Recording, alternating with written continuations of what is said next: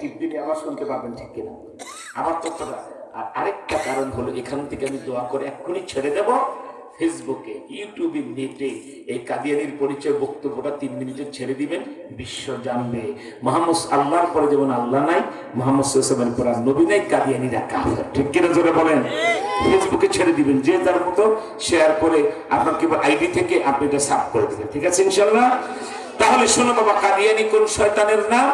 এখন থেকে প্রায় 150 বছর পূর্বে অবিভক্ত ভারতে পাঞ্জাব রাজ্যে গুরুদাসপুর জেলায় কাদিয়ান নামক গ্রামে বাপের নাম গোলাম মর্তজা, মায়ের নাম চেরা বিবি, এই বেদির পেরে জন্ম নেয় শতাব্দীর কুখ্যাত ফেরাউন, নাম রাখা হয় গোলাম আহমদ কাদিয়ানি। এই বেয়াদব এখন থেকে 100 বছর পূর্বে উর্দুতে একটা বই লেখে, বইটার নাম কি? এক গলতি কা ইজালা, পৃষ্ঠা নাম্বার 10। এই বইটার 10 নম্বর পৃষ্ঠা বেয়াদব লেখে, मैं मोहम्मद आखिरी पैगंबर नहीं है, मैं ही आखिरी पैगंबर हूँ। मोहम्मद শেষ নবী নয়, আমি শেষ নবী। মানবে গফরগাঁয়ের মুসলমানেরা? এই বরভরা গ্রামের লোকেরা মানবেন? যেখানে কাদিয়ানি জিন্দা কবর দিয়ে ফেলাবে, ঠিক কিনা জোরে কম? ওই একই বইয়ের পরের পৃষ্ঠা বেয়াদব আরো কত জঘন্য কথা লেখে। বইটির নাম আবার বলছি, এক গলতি কা ইজালা, পৃষ্ঠা নাম্বার 11। কাদিয়ানি নিজের হাতে লেখা। কি দাবি করে? मैं मोहम्मद से बढ़कर नबी हो, আমি মুহাম্মদের চেয়ে আরো বড় নবী।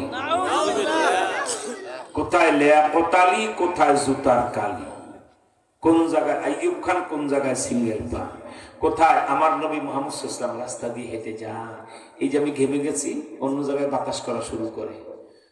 আমার ভাইয়েরা, আমাদের বাতাস লাগে হাত পাকায়নি, কিন্তু নবীজি ঘেমে গেলে রাস্তার পাশের গাছের ডাল বাঁকা হইয়া বাতাস করা শুরু করে দিল।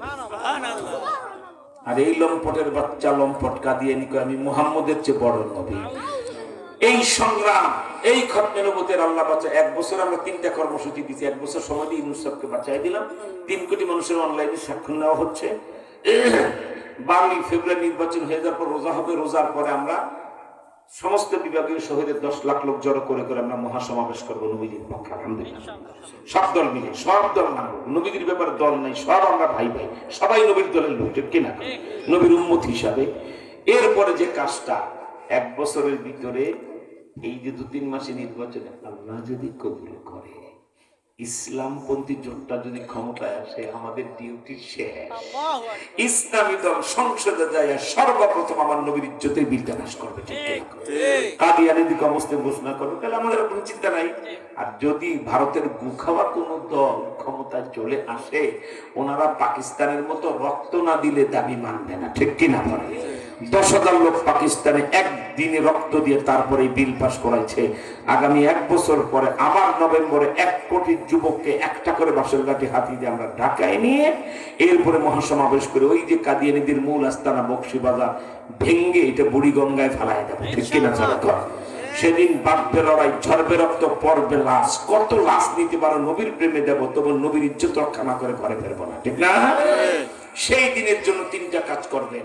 1, আপনি নিজের বাড়িতে একটা গাছ মানত করবেন, আল্লাহ 1 বছর পরে যদি নবীর যুদ্ধ, নবীর ইজ্জত রক্ষার লড়াই শুরু হয়, আমি তো গরিব মানুষ, একসাথে 1 লাখ টাকা, কোটি কোটি টাকার দরকার হবে। একটা সমাবেশ করতে যদি 1.5 লাখ টাকা, 1.5 কোটি টাকা লাগে, মানুষ মরলে আহত হইলে তো কোটি কোটি টাকা লাগবে চিকিৎসায়, ঠিক কিনা?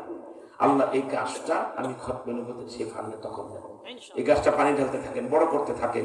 একটা গরু মানত করবেন, ছাগল মানত, আল্লাহ এই ছাগলটা পালতেছি, গরুটা পালতেছি, 1 বছর পর যদি আমার নবীর খতমে নবুয়তের জিহাদের দরকার হয় দেব। কেন?